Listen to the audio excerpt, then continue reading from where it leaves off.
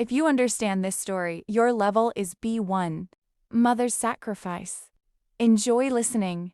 Emma thought her mother was simply strict and tired, but one night, she discovered a secret that changed everything. Episode 1: The Old Lunchbox. Every morning, 16-year-old Emma watched her mother leave the apartment before sunrise. Her mother, Sarah, worked at a small hospital cafeteria in Chicago. She always carried the same old blue lunchbox with a broken handle. Emma used to feel embarrassed by it. While her classmates wore expensive shoes and talked about vacations, Emma carefully avoided conversations about money. She knew her mother worked 2 jobs just to pay rent and buy groceries. One cold Monday morning, Emma noticed Sarah quietly counting coins at the kitchen table. "Mom, are we okay?" Emma asked softly. Sarah immediately smiled. "Of course we are. Why wouldn't we be?" But Emma saw the worry in her tired eyes. At school that day, everyone was excited about the upcoming science competition. The winner would receive a scholarship to one of the best private schools in the city. "You should enter," her best friend Lily said. Emma laughed nervously. "Kids like me don't win things like that." But later that evening, Sarah said quietly, "You're smart enough, you just don't believe it yet."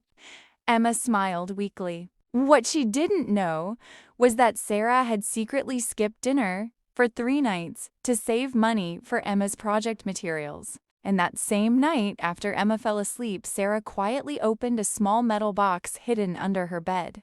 Inside was the last bit of money she had saved for years. Episode 2: A Secret Promise. The next afternoon, Emma came home and found several bags on the kitchen table. Wires, batteries, cardboard, paint. Her eyes widened. "Mom, where did this come from?" Sarah shrugged casually. "A little extra work." Emma knew that answer usually meant her mother had exhausted herself again. "You didn't have to do this." "Yes, I did," Sarah replied gently. "Because one day you'll have opportunities I never had." Emma looked down quietly. That night, they worked together on the science project in their tiny kitchen. They laughed while glue stuck to their fingers, and Sarah accidentally painted a blue line across her own cheek. For the first time in months, Emma forgot about their problems. But later, around midnight, Emma woke up thirsty and walked toward the kitchen. She stopped when she heard voices. Her mother was speaking on the phone in a low voice. "No, please, just give me 1 more week," Sarah whispered. "I'll pay the electricity bill soon." Emma froze. Suddenly, everything made sense. The extra shifts, the skipped meals Sarah called dieting. Emma quietly returned to her room, tears filling her eyes. The next morning, she pretended nothing had happened. At school, Emma signed up for the science competition. Not because she suddenly believed she could win, but because she wanted her mother's sacrifices to mean something. That evening, Sarah hugged her tightly after hearing the news. "You already made me proud," she whispered.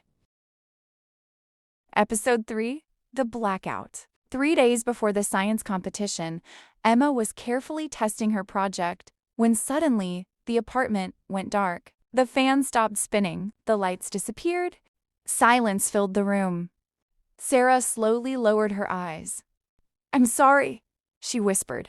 Emma immediately understood. The electricity had been cut off.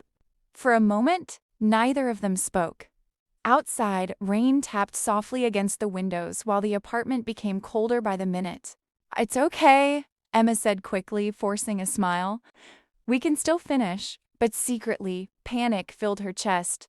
How could she prepare for the biggest competition of her life without power? That evening, Sarah lit a few candles around the kitchen. Their tiny apartment glowed with soft orange light. "You know," Sarah said while heating soup on a small camping stove, "when I was your age, we sometimes studied by candlelight too." Emma looked surprised. "Really?" Sarah nodded. "My mother sacrificed everything for me, I guess. Now it's my turn." Later that night, Emma continued working beside the candles while Sarah secretly sewed hospital uniforms for extra money. Her fingers moved slowly from exhaustion. Around 2 a.m., Emma looked up and noticed her mother asleep at the table, still holding a needle in her hand. A deep ache filled Emma's heart. Carefully, she placed a blanket over her shoulders, and at that moment, Emma made a silent promise to herself. One day, her mother would never struggle like this again. Episode 4, The Competition Day. The morning of the competition finally arrived. Students stood beside expensive, professional-looking displays. Some even had parents helping them set up. Emma suddenly felt small again. Maybe she didn't belong there after all. Then her phone buzzed. A message from Sarah. "You are stronger than fear. I believe in you." Emma took a deep breath. When the judges finally stopped at her table, her hands trembled slightly. But once she began explaining her project, something changed. Her nervousness slowly disappeared. She spoke with confidence, passion, and excitement. For the first time, people weren't looking at her old shoes or simple clothes. They were listening. Hours later, students gathered for the final announcement. Emma squeezed Lily's hand nervously. Third place. Not her. Second place. Still not her. Emma lowered her eyes, disappointed. And first place goes to... The principal smiled. Emma Carter. The entire room erupted into applause. Emma stood frozen in shock. Lily screamed louder than anyone. With shaking hands, Emma walked onto the stage. But as cameras flashed around her, her eyes searched only for one person. Near the back of the room stood Sarah, still wearing her cafeteria uniform because she had come straight from work. At that moment, Emma realized something important. The scholarship was wonderful, but seeing her mother smile like that was the real victory. Episode 5, The Dress in the Window. A week after winning the competition, Emma's life at school began to change. Teachers suddenly noticed her. Students who had barely spoken to her before now smiled in the hallways. Even the principal introduced her to visitors as our brightest student. But at home, nothing really changed. Bills still piled up on the kitchen counter. Sarah still worked endless shifts. One evening while walking home together, Emma noticed Sarah staring quietly at a store window in downtown Chicago. Inside was a beautiful dark green dress. Elegant, simple, expensive. "It would look perfect on you," Emma said. Sarah laughed softly. "Maybe in another life." That night, Emma opened the envelope containing part of her scholarship prize money. She slowly counted every dollar. The next afternoon, after school, she secretly returned to the store alone. Her hands shook while paying for the dress. It was the first expensive thing she had ever bought. For someone else. When Sarah came home that evening, exhausted from work, she found a neatly wrapped box on the couch. "What's this?" she asked. "Open it." The moment Sarah saw the dress, her face changed completely. "Emma, no. This is too much. You sacrificed enough for me," Emma whispered. "Please, just this once." Sarah pressed the dress against her chest, tears filling her eyes again. Then she smiled through them. For the first time in years, Sarah looked not like someone surviving life, but like someone finally remembered by it. Episode 6, The Unexpected Call. 2 months later, Emma's scholarship officially began. The private academy was beautiful, modern, and intimidating. Most students came from wealthy families. Emma tried her best to fit in, but sometimes she still felt invisible. One afternoon during lunch break, her phone suddenly rang. It was the hospital. Her heart immediately dropped. "Is this Emma Carter?" a woman asked urgently. "Yes. You need to come right away. Your mother collapsed during work."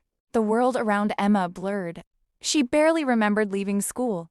By the time she reached the hospital, Sarah was resting in a small room, pale and exhausted. "Mom." Sarah forced a weak smile. "I'm okay." But the doctor soon explained the truth.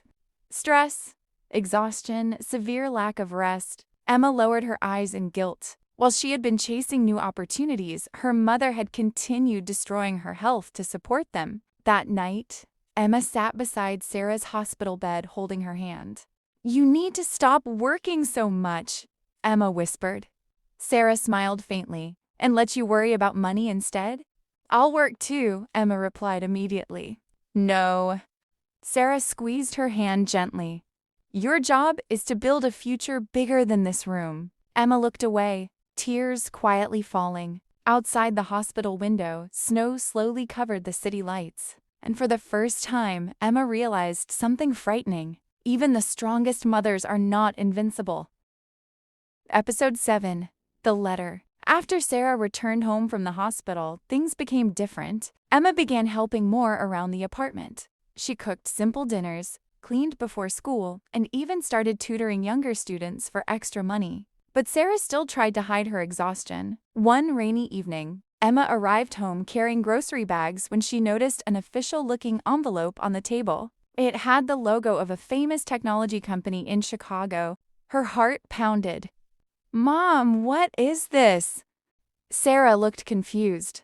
"I thought it was for you." Emma carefully opened the envelope. Her eyes widened as she read the first lines. "Congratulations! You have been selected for the National Young Innovators Program." The program included mentorship, free education support, and a paid internship for talented students across the country. Emma nearly stopped breathing. This can't be real. Sarah grabbed the letter and read it twice herself. "You did it!" Sarah cried. Emma shook her head quickly. "No, we did it." That night, they celebrated with cheap pizza and orange soda from the corner store. Nothing fancy, but somehow, it felt happier than any luxury restaurant in the world. Later, while washing dishes, Emma quietly noticed Sarah looking at her with a strange expression. "What?" Emma asked. Sarah smiled softly. "When you were little, you used to ask if miracles were real." Emma laughed. "Yeah, I remember." Sarah reached over and touched her cheek gently. "I think you became mine." Episode 8. Mother's Hands. Spring arrived slowly in Chicago. The trees outside their apartment finally turned green again, and sunlight filled the small kitchen where Emma and Sarah once struggled through candlelit nights. Life still wasn't perfect, but it was finally moving forward. Emma's internship paid enough to help with rent, and for the first time in years, Sarah reduced her work hours. One Sunday morning, Emma found her mother sitting quietly near the window drinking tea. "You're smiling a lot more lately," Emma said. Sarah laughed softly. "Maybe because I finally have time to breathe." Emma sat beside her and suddenly noticed something she had ignored for years. Her mother's hands. Tiny scars from kitchen burns, dry skin from constant cleaning chemicals, small cuts near her fingers from sewing late at night. These hands had carried groceries, worked endless shifts, held Emma during fevers, clapped proudly at her competition, and sacrificed silently every single day. Without thinking, Emma gently took her mother's hands into hers. Sarah looked surprised. "What happened?" "Nothing," Emma whispered, but her eyes filled with tears. Sarah squeezed her hand gently. "You know," she said, smiling warmly, "I never cared about being rich." Emma looked at her quietly. "I already had everything I needed." Outside, sunlight flooded the city, and for the first time in a very long time, both of them truly believed the future would be bright. If this story touched your heart, subscribe for more English stories. Welcome to the English Listening Stories channel.